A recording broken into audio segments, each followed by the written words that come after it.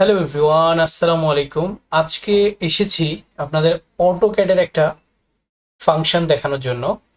এই ফাংশনটা আসলে আমরা যখন সিমিলার কোনো ড্রয়িংকে মিরর করি তখন সেটার সঙ্গে কিছু টেক্সট থাকে।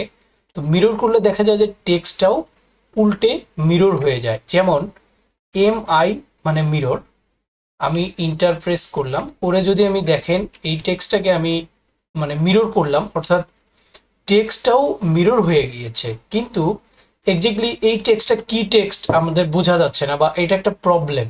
বলা যায় যে এটা একটা প্রবলেম। কিছু সময় আমরা যদি এই টেক্সটগুলোকে এভাবে মিরর করি তখন বারবার এটা মানে ওই টেক্সটটাও মিরর হবে। কিন্তু আমরা এখন এমন একটা কমেন্ট শিখব, আমাদের কোনো অবজেক্ট যদি আমরা মিরর করি সেটা মিরর হবে, বাট কোনো টেক্সট মিরর হবে না।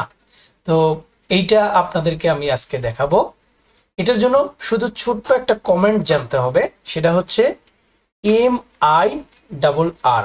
হ্যাঁ, MI আর লিখলেই আমাদের দেখবেন যে কমেন্ট বারে একটা জিনিস চলে আসবে, সেটা হচ্ছে মির টেক্সট।